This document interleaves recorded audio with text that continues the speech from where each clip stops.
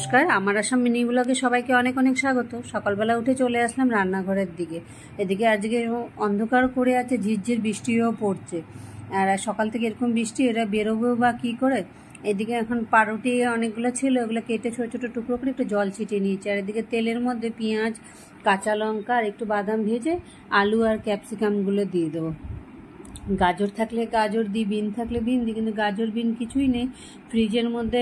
এর মধ্যে দেওয়ার মতো গাজর, আলু আর ক্যাপসিকাম রয়েছে, আর রয়েছে একটা কুয়াশ আর কয়েকটা শসা রয়েছে। তাই এগুলো আজকে এখন সকালবেলা এই ব্রেডটা যেহেতু অনেকদিন ধরে পড়ে রয়েছে, ব্রেড আনার সময় বলবে নিয়ে আসতে। আর যখন ব্রেড আনবে ওই ছোটো সাইজের ব্রেড আনবে না, এত বড় ব্রেড একটা আনবে। ব্রেডের এক্সপায়ারি থাকে 2 দিন, কিন্তু এই ব্রেড কি ফ্রিজে রেখে খাবে 1 সপ্তাহ। যখন পেটের প্রবলেম হবে তখন চিল্লাতে থাকবে, কিন্তু নিজেরা কোনো মতে শুধরাবে না।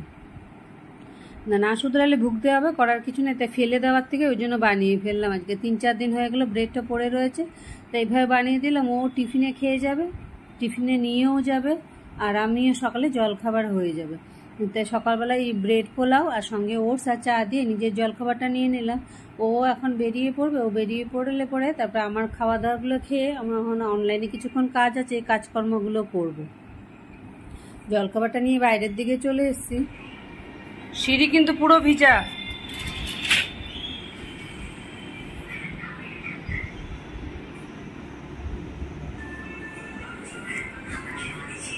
রাস্তাঘাটে হাঁটতে সাবধান। কোনো কাজকর্ম নেই, নিজে খেয়ে দিয়ে উঠে এখন নিজের মতো যেগুলো রোজকার কাজ এগুলোকে নিয়ে বসবে। এত জোরে বৃষ্টি আবার চলে এসছে, একটুখানি কমেছিল। এখন আবার একদিকে ভাত একদিকে ডাল বসিয়েছি।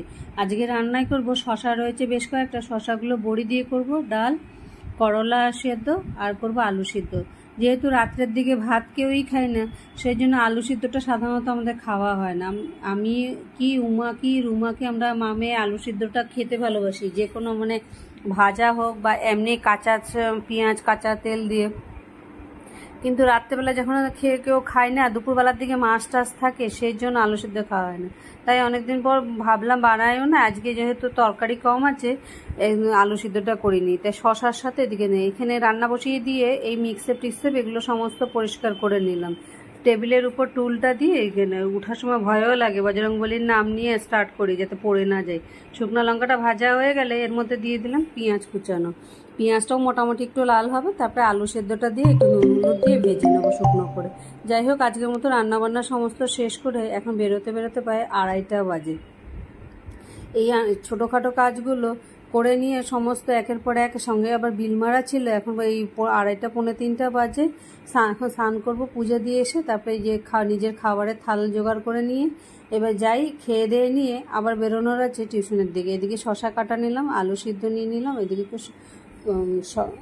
এমনি কাঁচা শশার তরকারি নিয়ে নিলাম। সব নিয়ে এবার যাই, বসে পড়ে খেয়ে দিয়ে বেরিয়ে পড়লাম। আজকের মতো ব্লগটা এখানে শেষ করছি। যারা দেখছো ভালো লাগলে